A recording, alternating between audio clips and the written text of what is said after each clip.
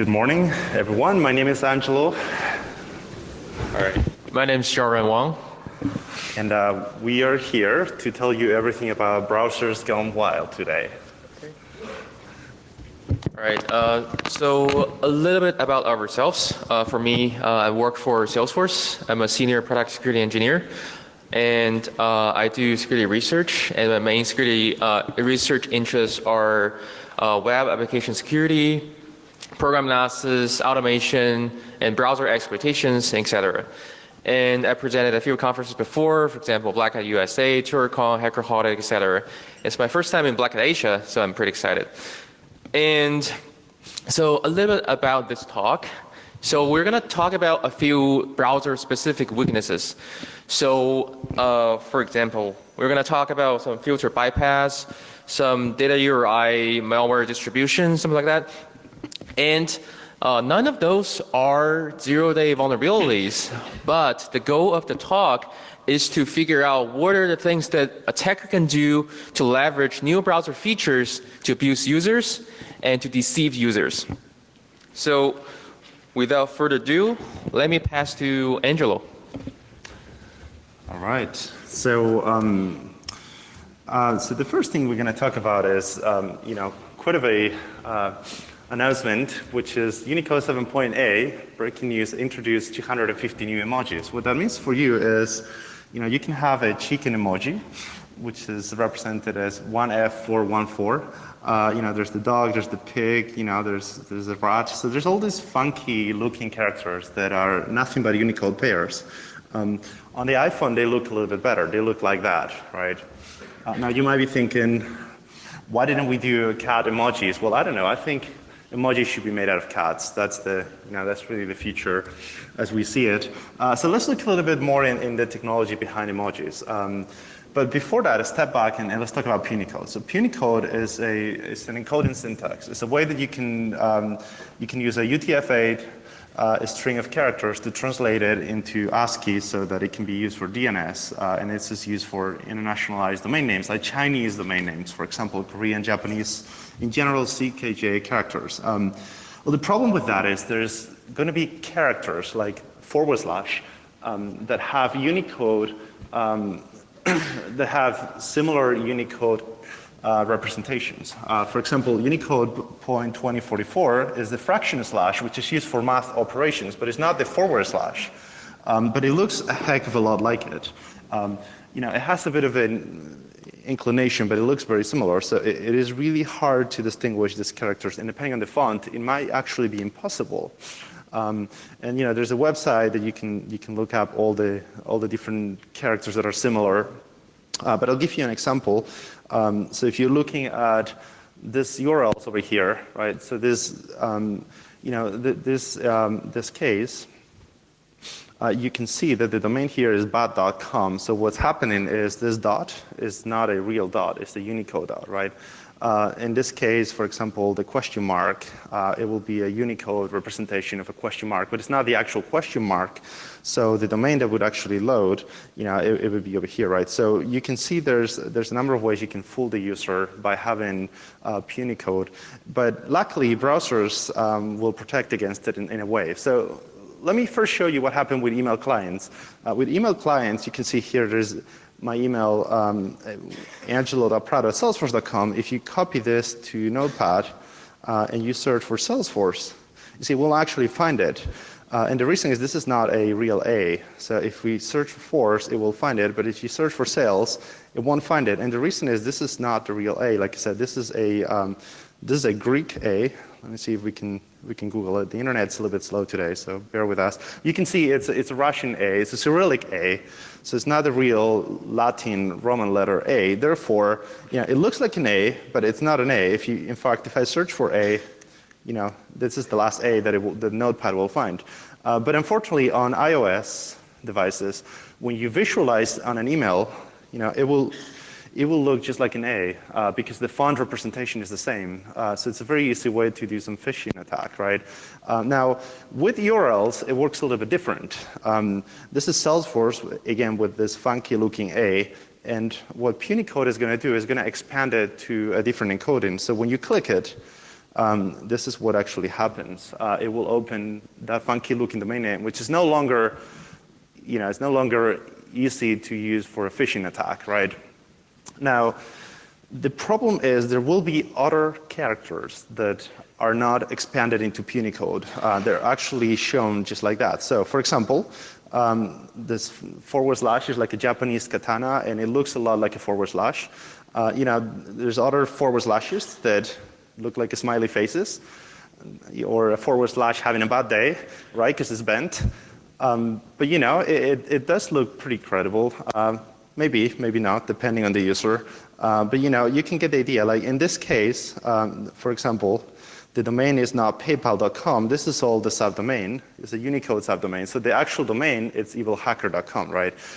So the URL that you would be loading in this case would be, this is the URL that the browser is loading behind the scenes, which is paypal.xn, conlogin, blah, blah, blah, evilhacker.com.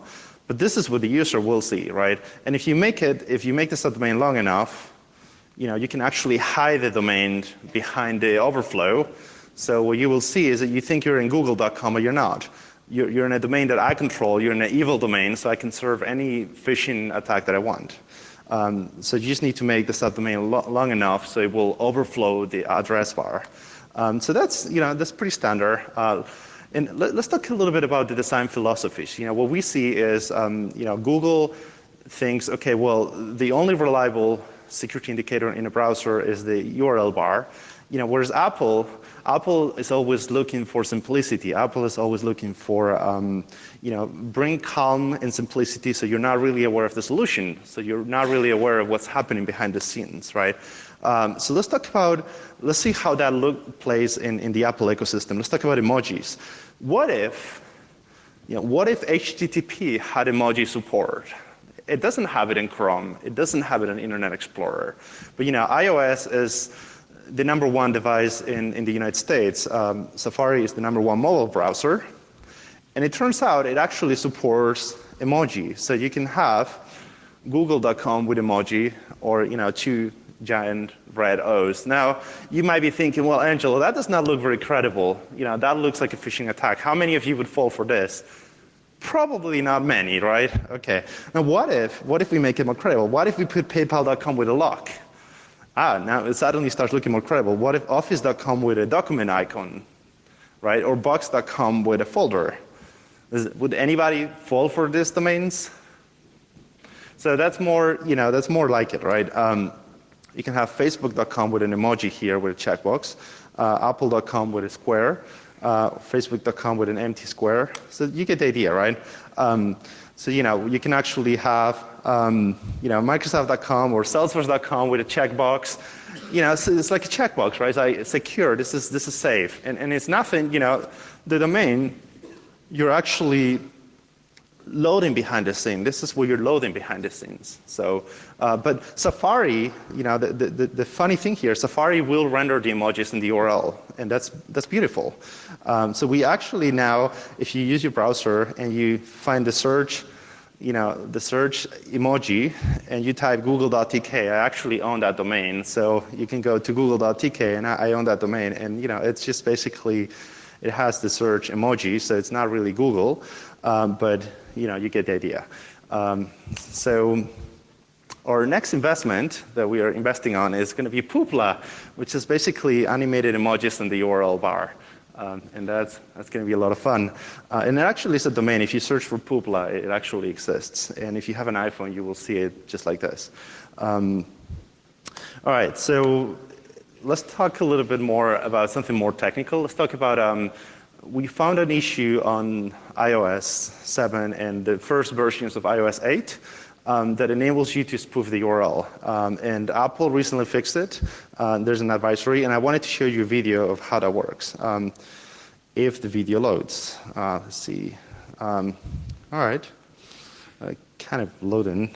Or maybe I'll have to show it later, because the internet is a little bit slow. Let's see. How do we make this higher quality? You don't think it's going to load? It's going to kill it? Oh, man. I don't have this one offline, so, oh, no, it actually loads. Okay, it's loading. We're going to make it a screen. So here's I'll walk you through what is loading. The connection is painfully slow. I have no idea why. But there's a hyperlink on an email, right? And it says it's going to paypal.com. It's actually not going to paypal.com. The target of the hyperlink is going to an evil page, okay? But it says it's paypal.com. Now, I'm going to play it, see how far it goes. It doesn't go anywhere. Okay. Well, we'll come back to it in a bit. We'll come back to this demo in a second. Let's talk about browser. I'll show you guys in 1 minute. Let's talk about browser XSS filters while the demo loads. So browser XSS filters are very important because they protect against cross-site scripting attacks, right? How many of you guys are familiar with cross-site scripting attacks? Can I see some hands? Okay, so fairly large amount of people. So it's basically the ability to inject a malicious script on a web page. The problem with XSS filters is they're not that strong. They will not protect you against persistent XSS or DOM-based XSS. And the thing is, there's a few tricks that I'm going to show you can use to evade this XSS filters. So let me show you a few examples. So in Chrome, for example, right? Let's say you have something like this, right? Let me make the font a little bit bigger. Right. So let's say you have you try to inject in a script in a URL, right? So let me open it in Chrome, and oh, this is almost loaded. See, great. So we have a script, and if you look at the source code, you see Chrome says, oh, well, that's not going to fly. It contains a reflected XSS vector, so Chrome will protect against executing this script. It will not execute, right? Now, what if instead of that we put something with CSS, like bold tags? Well, that actually executes. So you can execute things, you can make it underline, so long it's not a JavaScript. So that's beautiful. Let's do some bypasses. So let me show you the first one over here. So the first one that executes is basically all we're going to inject is a single quote and then an alert. Now, Chrome will not protect you against injections that happen to exist within a string literal. So it will only protect you if there's angle brackets. If you have a single quote and then some sort of a alert, and then you do plus and then the single quote, that's all the payload is doing here. This will execute. Chrome will not detect it because you were read in JavaScript context. So that's beautiful. Now, there's other ways, which is you could open a script and not close it. Let me show you. And that actually runs. That's beautiful. So, all we did is we injected this line over here, right? Script alert, and that's it. That's our injection point. Because we did not close the script, Chrome did not detect it as a cross-site scripting. However, how does this actually work? Well, basically, it executes the first line. Then the second line says, I don't know what this is. I don't know what this is. This is invalid syntax, right? And then eventually, it will find the closest script because there will be another script on the page. And that actually does work. In fact, if you look at the developer toolbars and you look at the console, it says BR is not defined. But the first alert, or malicious payload, it executed. BR is not defined because, well, guess what? BR is not a JavaScript function, but it actually does work. So it's beautiful. Another one is you can use an HTML import. So let me show you that. 1 second. So the payload is basically very simple. The payload is link rel import href XSS, and it says XSS evilhacker.com. And you might be thinking, what is this black magic? Again, just like before, we don't actually close the element because otherwise it will trigger the filter. We let the page to eventually close the element. It will close it with this angle bracket right here. All right. You say, what is this black magic, this import? Well, this XSS is actually importing a third-party element that will render on this page. So if we open this XSS, evilhacker.com/XSS has HTML that's being imported into the page, and it's running on the main context of the page. So that's how we bypass the filter. And there's a few more. I won't keep you here all day, but SVG, you can inject an SVG, which is a vectors graphic with an onload, as you can see here. I'm sorry, with an onClick, JavaScript and click. So when you click it, it will also execute. Now you might be thinking, well, but this is very obvious because you can see malicious things on the URL. It's actually not that simple. There's a way to bypass the URL limitations, which is you just use a very long link. So let's look at this link over here. You see, it's a really long link. A long time ago in a galaxy far, far away. It's a really, really, really long link. It's really long. If you click it, because Chrome thinks it's very long, you see the XSS is still executed, but Chrome dropped the whole URL. It just decided, you know what? This is a very long, complicated page. I'm just going to, not have a path. I'm just going to drop the whole path altogether. Why not? You might be thinking, is this for real? Yeah, watch this. This is for real. If you do document location href, here you can see this is the actual URL where we are. Right? So this is the actual URL where we are. But Chrome decides for user purposes, they're going to drop the URL. So that's beautiful. Now let's talk about Internet Explorer. Internet Explorer has some issues as well. Fundamentally, if you try to inject something, you will see this message. Internet Explorer has modified the page to prevent cross-site scripting. What I tried to inject here is a single quote and says alert false. So that didn't quite work, right? And you can see it replace it with the hash sign. But if we try the following, let's try this right now. Right? So we try x equals 1, single quote, comma, x equals alert, comma. So we're trying to override the method. We're trying to override x to call our function, right, malicious function. And that doesn't work either because Internet Explorer is running on the latest mode, which does not allow you to override functions. Now, if you were to run this in compatibility mode, like Internet Explorer 6 or 7, it will execute, but that's hacking it, right? That's the trick. But what you can do is you can iframe your target page from evil hacker website, and then it will run. And the reason it will run, so here you have it, is you basically iframe your payload, and you can downgrade the security of that iframe. How do you do that? Well, you put a meta tag. You can just put a meta tag on the page that says user agent compatible Internet Explorer emulate i7. So evil hacker can force a third-party domain like malbot.net to load in compatibility mode. And it will load with compatibility settings. So that's pretty cool, and you can take advantage of XSS tricks and payloads that didn't work in the past. All right, so that's everything we have with XSS. Let's go back to the video I wanted to show you real quick. Okay, here it is. So what happens here is you're going to click in PayPal.com, and it's going to be really quickly, but you see right here, it looks like it opened PayPal.com, and it's going to give you an error. It's going to say, cannot verify the server identity. So it's going to give you an error. You're going to hit OK. You'll say, OK, something failed, but the domain still looks like sandbox.paypal.com. You're going to hit login. You're going to type your password. And again, this was running on iOS 8, the first build that came out. You hit login, and you can see right here, you have been hacked. So it's actually not running from PayPal.com. It's running from malbot.net, which is my malicious domain. And basically, if I hit OK, it's going to redirect me to a non-existent page on malbot.net, as you will see. Asking me if I want to save the password. So the way this works is, what happened is iOS 7, so the link was actually going to malbot.net. The link, when you click it, is really hard to see unless you do maybe like a slow motion. I don't know if that's even possible here. So anyways, there was a way to put it in slow motion. But basically, before going to PayPal.com, you would have to see it on a frame real quick. It's going to Malbot. Let's see if we can see it here. Okay, so just before going, it's really hard to see because it's just literally one frame. But before going to PayPal.com, it's going to Malbot, and Malbot is doing a redirect to sandbox.paypal.com, right? Now the problem is sandbox.paypal.com is a domain that we scanned using Google search. And it's a domain that has an invalid certificate.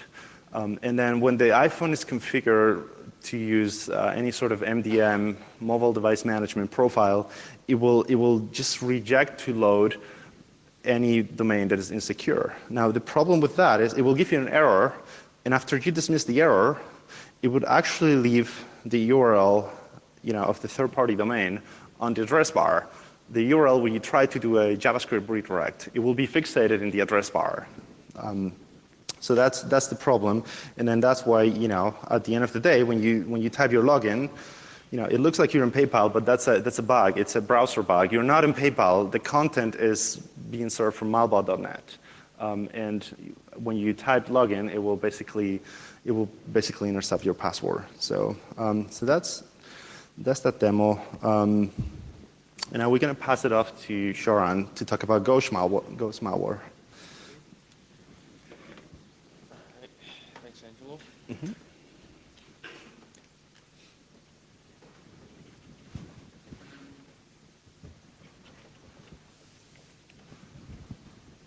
All right. So I'm going to talk about a few topics. It's also trying to use different HTML5 and browser features in order to deceive user into thinking he's doing something, but he's not. So let's go from the first one.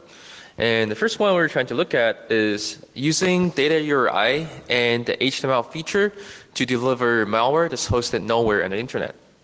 So the building block, first of all, is data URI. And it's a very simple URI scheme. I think probably a lot of you already know it. It's basically you can put actual content into the URI itself. So for example, you want to embed an image into your site. Instead of loading the image directly using, say, HTTP request, you can save a round trip time by just trying to put the source equal to the data URI with image inside of it. You can see basically the image here is the content of the image, and before that it was the content type of the data URI. So it sounds straightforward. It sounds like a feature that people would leverage, but is there any way that we can abuse the feature that is an advantage to attackers? And yes. So to start with, since you can control the content type, so you can not only put images, and you can start putting other random stuff. For example, you can start putting, say, HTML page onto the whole URI, and it would just look like the original page, but you're not on the domain that's hosted there. So let's just take a look at it. Okay, so let me zoom it up. All right, so now I'm about to click on a link that's pointing to a data URI. So if you take a look at the bottom half of the screen, you can see, well, you probably can't see, but it's pointing to a data URI, has a content type of text HTML, and then once I click on it, you can see the whole URL is actually a data URI, and this is not actually a Facebook login page. So if I test and password and click on login, it's actually going to show you the username and password. And because it's not under Facebook and your credentials is compromised. So it's just a very simple demo, but there is a problem. For example, see when you're on the page, right, you can see all of the crap onto the URL. It's like just so many garbage on there. And it's going to definitely alert user into seeing, what is this? Am I on Facebook or something like that? So in order to tackle the problem, say, you can use the same scheme that Angelo talked about. If we feed the URL to be so large that it just can't fit into a single URL bar, for example, Chrome is not going to render it at all. If we click on this, it's still going to go to the phishing page, but it's only going to show you data. So it's not any fishy domain like facebooklogin.com or myfacebook.com trying to phish you. It's just something like data so innocent that I doubt anybody would think is actually illegitimate. It's probably going to think it's like legitimate browser tweaks or something like that Facebook leveraged and used for login. So just a simple trick you can do to abuse users. So that's the simplest example we can do. And you can do a whole HTML page into the data URI. But what else? We do not want to stop just inputting HTMLs there. We want to do more advanced. For example, you want to put malwares. You want to put malwares onto the user's box, so you can get persistence, you can get actual compromise. So you can put an entire executable into the data URI. I couldn't believe it in the first place when I was seeing it, but it actually worked. The way to do it is basically just change the content type to be, say, application / octet stream or application XML download, and then base64 encode your exe into the URL, and just reload it. And the advantage of this is that there's no server hosting this malware. The entire content is in the URL. And enterprise, say, if you want to block something, you can because there's a server to block. And to give you a demo, let's go back to the VM. So this is the gigantic URL that I was talking about. And if you click on enter, it's going to download. And this file is basically the executable just downloaded. So it sounds fun, but there is a serious problem. So if you take a look at the file we just downloaded, it's called download, and there's no file extension. So if I click on it, it's going to say unknown file type, and I have to change the file to be .exe and then run it. So in order to phish the user, you have to persuade the user to click on a link and then change the file extension to something .exe and execute it. I think it might be easier just ask the user to kill himself than just doing the whole series of tricks. So that's definitely not going to work. I don't believe that. So how can we solve that problem, right? There is a HTML5 feature. So browsers are so rich in features, and there's so many things that we can do research on. And I just came across this thing just one day I was doing research, and then you can actually put an attribute called download to any A tag or area tag. And you can specify the file name with extension in the download attribute. And when the browser interprets that download, and when the user click on the link, that thing in the download is actually going to be the file name and extension of the file. And it's supported in Chrome, IE, and Firefox, basically all major browsers. So how does it work? If you have HTML, if you have A tag, and you have href pointing to a data URI, you only have to specify the download to be, say, malicious.exe or something actually innocent. And when user clicks on that, it's going to trigger the download, and we control the file name. So, but user needs a click now, and users are lazy. So let's just do that for them. Very easy. You can just grab anything on the internet to do auto clicking, and I just use a jQuery. And the final page looks something like this. So you just have a tag, and when you go to the page, it's going to automatically be clicked, and the malware is going to be automatically downloaded. So now it's all fun, and we have a malware hosted, not hosting anywhere, but now we have a page. So where do we host this page? It's kind of defeated the whole purpose, because I wanted to do something that's hosted nowhere. And when user goes there, it's going to trigger the download and be pwned. So how do we host this page, or how do we bypass the problem? We use the same trick. We do the data URI trick again. So we basically turn the page into base64 encoded content and assign it to a data URI with text HTML. So when user click on this link, it's going to do the whole dance of auto-clicking, auto-downloading, while we control the file name. So how can you weaponize it and use it, right? Say, for example, if we're going to go to online forum, online site that allows you to post content and anything like that. So as long as there's no sanitization of, say, what the protocol of the file that allows you to post, and they don't sanitize it to only be HTTP or HTTPS, you can just post a gigantic thing in there, and when user clicks on that, they're going to have a malware installed on their box. So there is one small problem. For example, I still have a Windows XP machine somewhere VM, and it has a pretty small clipboard, and it didn't work. Especially if you have a pretty large malware, it's not going to fit in there. It's probably going to trigger buffer overflow, compromise the machine directly. But you can do something else. You can do a URL shortening. And all you need is basically now a tiny URL with something you can remember, and you can just bring it with you, and it's your weapon. You can drop it anywhere you want. So how does it work? Or what does it look like? So look at this page. It's basically the same page I was mentioning, tinyurl.com Adobe Player Updater. So if I click enter, it's going to download the file when internet works. Wow. It's the best time to stop the internet connection, just before I click on the download. Okay, so we'll go back to it when it finished downloading. Yeah, the internet is now working too well here. So there are two pieces of puzzles that browser have to support in order to deceive the user in this case. So they both have to support the download attribute and also support redirection from a regular URL to a data URL. But fortunately, as you can see, the two main browsers, Chrome and IE, supports the two features. And we can easily trigger user to be vulnerable when they're using those two browsers. Not saying those two browsers are vulnerable in the first place, but they're just vulnerable to this specific kind of attack. So how do we recommend to people and the browser vendors, right?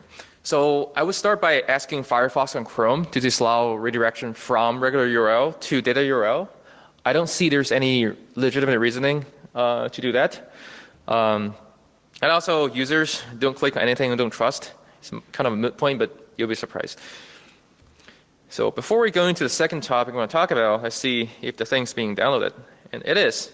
So let's keep the executable. And if you click on that, it's basically not going to update your Adobe file, but doing something else. So you can see the concept. Basically, you have executable on your file system, which we control completely the file name. It's called Adobe Flash Updater. And this file, this malware, is hosted nowhere. So enterprise, out of luck. You're out of luck. There's nowhere to block that. So let's go back to the second topic. So in the first topic, we use some HTML5 feature to treat user and abuse their conceptions. Now let's do something even more fun. So before I get started, anybody or anyone knows about, say, HTML5 drag and drop? When you can drag a file and drag some elements and drop it on the other part of the page. So it's basically a really simple HTML5 feature that you can interact with element on the page by rearranging where they are and do copy, pasting, something like that. So also there's some interesting usage where you can actually drag a file from your file system into your browser. Say when you try to upload an attachment in Gmail, or you want to upload something to your Google Drive, you can just drag a file directly from your file system and drop it to your browser. So it's a pretty interesting feature and useful. I use it a lot. There's one twig to it. There's a very rarely known feature that's called drag out, where you can actually drag a file from your browser out to your file system. So that was interesting because when I came across it, this was one time I was using Chrome browser and it asked me to basically drag and drop the attachment to download it to my file system. I could just drag it out and drop it to my file system and the download finishes. It's like, how does it work? And can I just drag anything out? So it turns out it's not an RFC. And it's only one browser supported, it's Chrome. And after that, I smelled exploit. So how secure the browser feature is. First of all, it works by JavaScript to attach a drag start listener, a listener to a drag start event. And when the drag started, you can set the actual data to be transferred. And the data you can set contains the file name, the content type, and where you want to download the file. So basically, everything can be done dynamically. And the user don't have to be aware of what they're downloading from. So how can we use this feature to take advantage of users? So let's hide it in some other content user actually trying to download. Say if you're trying to download the image, it sees the image, it tries to drag it out to your file system. So during the process when it's trying to drag it out, we actually change the image to be something else, to be, say, a malware. So when a user downloaded it, it thinks it downloaded the image, but instead it downloaded the executable. So let's take a look at the example in the VM. So, okay, let's close this. Sorry about the resolution. Let me just make it larger. So everybody loves cat. I would always make a good demo with cat.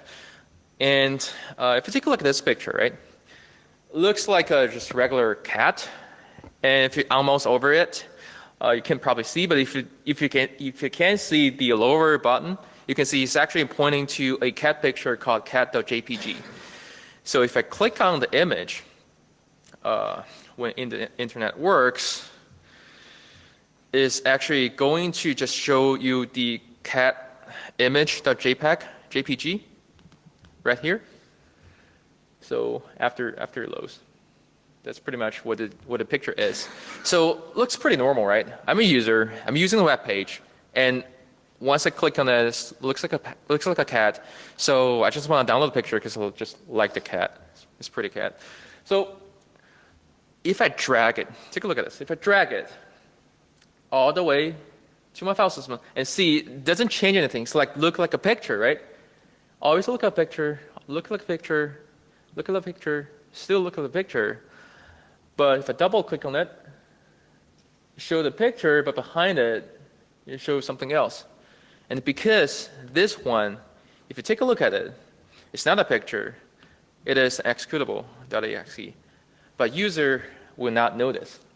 And what is even better is because on Windows, hidden extension, no extension are hidden by default, so people won't be able to see the .exe when they're seeing the file, similar to what they see here. And even if this turned off, you can still leverage something like right to left characters and to change how the text sequencing is arranged. So it can look like this file may look like a JPEG, but it's still a executable. So try search online, right to left characters. We don't have time to talk about that here. But you can see basically how it can fool user into thinking he was doing something, but he wasn't. And that was the second demo. As for recommendations, I would recommend browsers to warn user before letting them drag and drop anything out to their file system, because this is where they cross the web and the local boundary. So in the warning, I would recommend the browser vendor to show what the type of the file they're trying to download, and also, if possible, which domain it's downloading from. So that was illegal. I don't want to talk about that here. So the next thing I want to talk about is clipboard. So when I was doing the research, I was always trying to figure out, I was always curious, like when you're going to a web page, is it going to steal anything from your clipboard or write anything to your clipboard? Because I usually copy paste some sensitive stuff, and if I go to the random web page, it's going to read anything from there. I'm definitely going to be worried. And the threat model I'm trying to consider is basically when you go to a malicious web page in your browser, can you guarantee your secret on a clipboard is never going to be written with their permission, which is the secrecy of the message? And can you guarantee the integrity of your message? So turns out that there are a few ways to do that. For example, some are specific to different specific browsers. Some are useful and it works across browsers. The first one that we're going to show you is basically the clipboard window.get and set data. So this is working IE only, and also it prompts user for permission. So it looks something like this. If you go to your IE, and if you go to the first page, say if you want to click on this button and show clipboard data, and it's going to prompt my permission. If I click on allow access, it's going to show, basically I don't have anything. But let's say if I have something and I copy it, and now let me click on this button, it's going to show me clipboard data is something. And also if I want to set it to something else, set it to Black Hat, set it, and show it again, it's going to be Black Hat. So basically you can see they're using the Windows clipboard data to get set data. They're able to manipulate it, but it's only available if user approve it. So that's fine. What about something else? There's also an IE only feature, always IE, right? And it uses the object.exec command, and user also will be prompted for doing allowing anything before the clipboard can be copied. So I'm not gonna show a demo. It's gonna be similar. But there are other things. For example, Flash. This is where things get interesting. Flash, you can read anything and write anything from and to your clipboard without user permission at all. And Flash is enabled on every single browser as of today. And there's the last time I remember Firefox tried to disable it by default a year ago, but they reverted to change because there's so many breakages or something like that. But as of today, all browsers support Flash and it's enabled by default. So your clipboard is vulnerable at any moment when you visit any website. So if you take a look at a demo, let's see here. I didn't write this demo, by the way, but it's just you can find a lot of things that like clipboard, Flash support, something like that on the internet. And here, basically, I want to type something called to copy my data. And if you click on copy, it's going to say my data is basically, they can see my data. And there's no browser prompt. And they can just read it and write it anything they want. So it's pretty bad. And I think it's probably also available in other type of plugins. Maybe those Microsoft plugins, I don't remember those names, Silverlight and something like that. I think those probably are also available to get your clipboard content. So just be aware, don't put anything there sensitive. And when you have that, just remove it later on. It's probably safe better. So as a bonus point, let me show you something also quickly about how you can make some other deceptions to users. Something like when they're trying to copy something from the internet and they think they copy something, but actually they copy something else. So let me just show you the demo right away and instead of talking too much about it. So this is the page I want to show you. And what I want to do is basically I want to copy the copy me text. So I highlight it and click on Control-C copy. And when I click on here and do paste, it's not something I copied. So if you can't see, it basically says, "Whoa, you can't copy me." So it's basically from the message I was trying to copy. So what happened was that basically in JavaScript, you can change the clipboard data or the things to be copied on the fly before it's being even copied into the clipboard. So when users think they copy something, say they copy a command from Stack Overflow, or they copy a command, whatever, some other place to do, say system admin tasks, they thought they copy something, but when they paste it to the terminal and execute it, they're actually doing something else. So be careful when you're on the internet. It's just scary. Okay. So recommendations of browsers, disable plugins by default. I can't stress this enough, but it's a hard sell. There's a lot of vulnerabilities always happen to plugins and things like that. So it's better to just safely disable them by default. And also users respect browser warnings. They're not just stay there working for nothing. They're actually useful. And also trust but verify the content copy to your clipboard. And after that, I want to pass it to Angelo to wrap it up.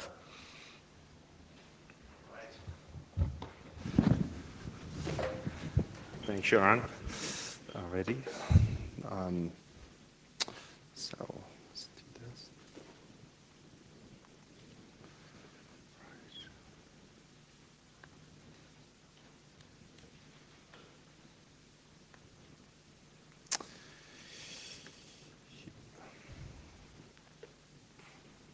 All right, so we're going to talk about login and history side channels. Now, what this is all about is what is the difference between a login and a history stealing? Well, login detection basically means that we can detect if you're logged into a website, whereas history stealing means we can actually detect what pages you visited. We can figure out exactly what domains you've been in, and then we can target attacks and tailor attacks to those domains. Now, back in 2006, Jeremiah Grossman figured out that you could actually steal history just observing the colors of the hyperlinks. Now, of course, that does not work anymore because browsers fixed it. The way they fixed it is they went ahead and they said, we're not going to allow you to read the computed style of any hyperlink. So if a hyperlink is purple and you call window get computed style, you won't be able to read it. We will return you the same exact color, in this case blue. Now, the good news is we have a long history of ignoring vulnerabilities that do not yield complete breaks. What that means is there's other ways to do it. For example, you could just look at the encrypted response size. We presented in Black Hat USA breach, and it's basically the same concept. Or you could look at the cross-domain image size. This is something that we wanted to show you here today in Black Hat Asia, which is probably you haven't seen before. So by default, images have a size of 28 by 30 pixels. So let's go to our demo page, and I'll show you what I mean. Going to open Internet Explorer, evilhacker.com, demo3.html. You can see that the error page, the error size of an error image, is going to be 28 by 30. Now, 20 by 30 is the size of the X, right? You've probably seen this X before. It happens when you fail to log in. Now, this is going to amaze you. I'm going to open in private browsing, okay? And I'm going to log in into my personal Salesforce account. This will work on any device. We're just making free publicity here for Salesforce. It will work against any website. So we're going to log into Salesforce eventually, because the internet is super fast. Maybe with the cable will work better. All right.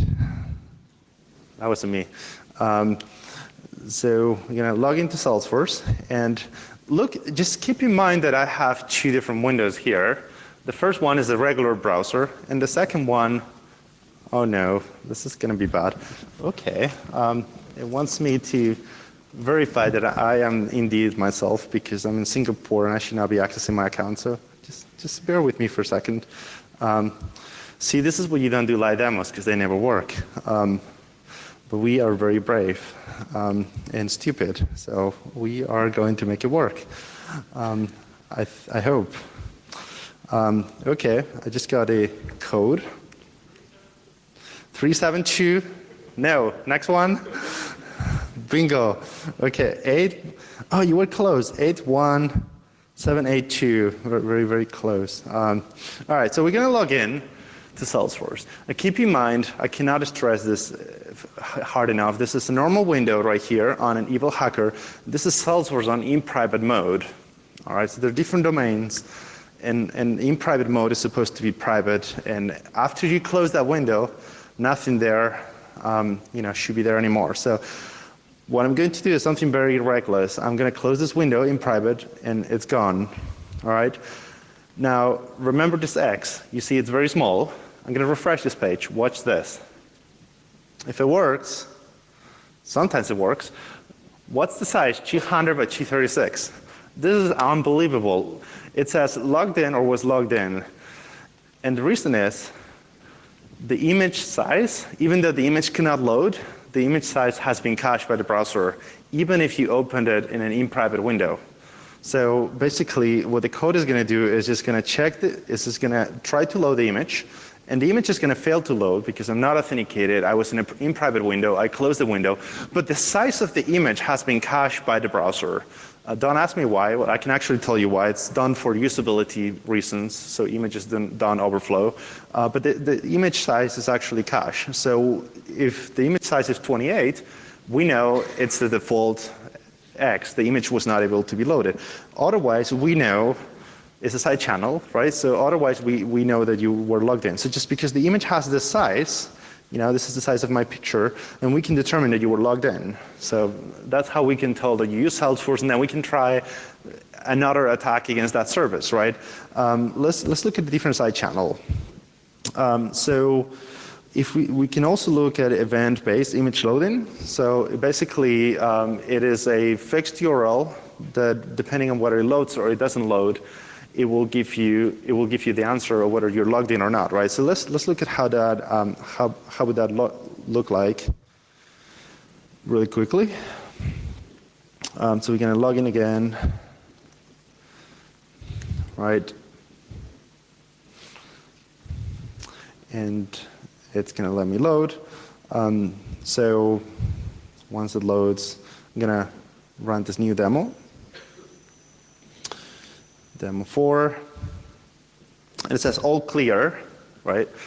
It knows that I'm logged in because it has a event loader, so you can examine any image. For example, in this case, is basically trying to load the default avatar picture, right? Like every internet service will have a default picture, like a default avatar. And if you're not logged in, that's going to prompt you to log in, so it's going to fail. So if I log out and I refresh the page, now it's going to tell me you're not logged in, right? So it's another side channel that I can use to detect if you're logged into a web service or not. And there's finally one more, and we're going to talk about this one more. So another one is time, right? So let's say that there's a service that allows you to search for something, right? It allows you to list all the files. Well, you could load that cross-domain using an image, using a style tag, using an embed, using an iframe, or using a script, or even CORS, right? You could use a cross-origin request even if you cannot read the response. It doesn't matter. You don't need to read the response. Same origin policy will not allow you to read the response. All you need to do is measure what is the time that it took for the response to come back to the browser cross-domain. And you measure that basically by putting a timer on the on-error event. And you basically factor in the bandwidth and the round trip. What is the expected latency if you're not logged in, and what's the expected latency if you're logged in?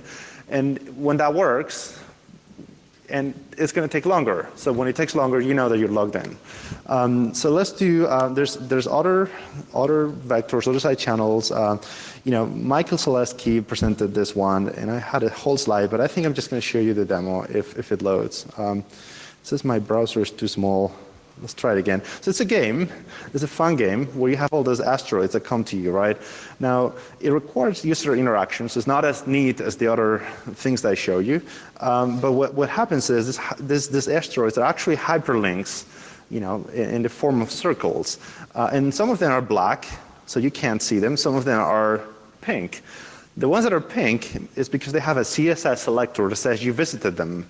So when you click the pink ones, right, the website knows, oh, you actually visited all the sites, Amazon, Twitter, CNN, Bank of America, eBay, and you did not visit all of this.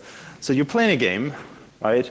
And little do you know, the game is stealing information from you. So now the game knows that you bank at Bank of America, and it can do other exploits against Bank of America, right? So just by interacting with the page. But of course, it's a game you can't win, because at the end you always lose. So it's not a fair game. I'm actually surviving for quite a while there. You're lucky. All right.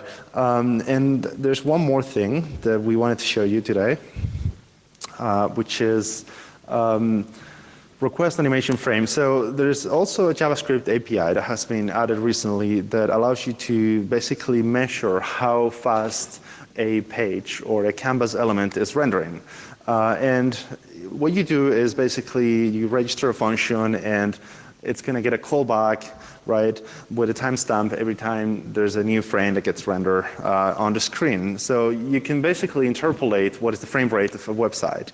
You may think, well, that's not very useful, but it is, because you can selectively and purposely slow down links that were visited by you, right?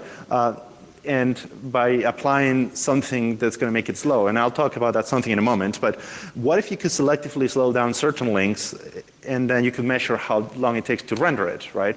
So you could use something like CSS3 text shadow that allows you to use effects like drop shadows, glows, blur radius, etc. And the done rendering time is going to be linearly proportional to how complex the CSS3 filters are. So the more complex the filters you apply, the more complex CSS animations, transformations, or glow, or whatever effects you apply, the longer it's going to take for the page to render those links. So you can apply all those effects to the links that were visited and not apply any effect to links that have not visited, right? And then the timing is going to depend on how fast your computer is. But the idea is that, if you need to make it slow enough to time, so in the order of milliseconds, right? But fast enough so you can test 100 websites, 100 URLs per second. And bonus points, and this is very interesting, is it turns out that when you use a mobile phone like Android or iOS, iPhone, the URL address bar for your search engine, it has a predefined template. So, and it's predictable. So you can not only figure out what pages you've been to, you can also figure out what search queries you have done, right? So what that means is, let me show you sort of what a predictable query looks like. So if I search for the three of hearts, the card, the three of hearts on iOS, it's going to go to google.com search, query equals three of hearts, and then it has some predefined parameters here, but all these parameters are going to be the same for everybody, right? So you can actually enumerate search queries and figure out if you search it or not. And I wanted to show you a demo on that, see if that worked. This is the demo we recorded this morning. So the quality is less than stellar, but anyways, it's going to the quality is going to be better offline. So we'll just run the offline video. Okay, 1 second. Zoom the resolution video. All right, full screen. Hopefully will work. Yeah, it works. Okay, so we're searching for three of hearts, right? We're just searching for three of hearts. And then we're going to go to malicious website, right? So three of hearts, again, it did the query that I showed you before, which is a static query that's predictable. And then the next thing that it's going to do, and we're going to wrap it up with this, it's going to go to evilhacker.com. Now, Evil Hacker is testing every single combination, every single possible search query, every single possible card, and then eventually figures out that you visited the three of hearts. If you want to test this later, you can go in your mobile phone, evilhacker.com. I actually own that domain. /magic. You can go to Google with the URL bar. It only works on the iPhone right now because that's what we have it set up. So you would search for three of hearts or any card you want, like King of Hearts, four of clubs, ace of spades. And then it's going to find out which card you search. It's going to discover it, right? And this also works on the desktop. And we'll close with this. If you open on the desktop, you can actually figure out which pages you visited. Here's the same concept on Internet Explorer. And what it's going to do is going to try to render the links. And like I said, the links that are using effects will actually take longer to render.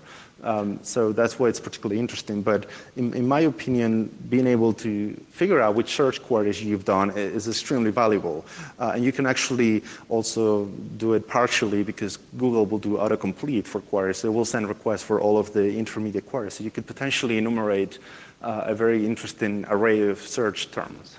So this is, you're going to see here that is able to measure the difference between rendering the links with the effects and the links without them, because you can see there's an effect applied. There's this gray area over here. And then the ones that were visited will have a visited check next to it. And the ones that weren't, they won't. So I can tell which pages you visited before. All right, so that's what we talked about. That's pretty much everything we had for you today. So without further ado, we just wanted to thank you for being here, and here's our contact information if you want to reach out to us and ask us any questions. Thank you.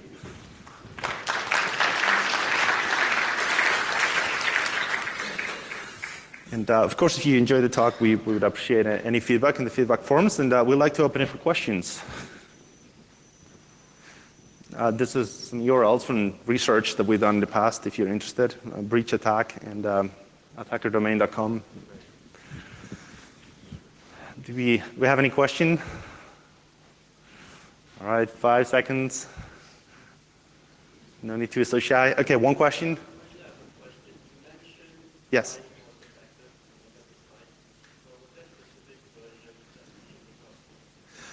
So all of the demos that we have seen here are running on the latest version of IE, so Internet Explorer 11, and the latest version of Chrome. So, yep. All right, any other question? We'll be here. If you have any questions, please come up. Thank you again. Cheers.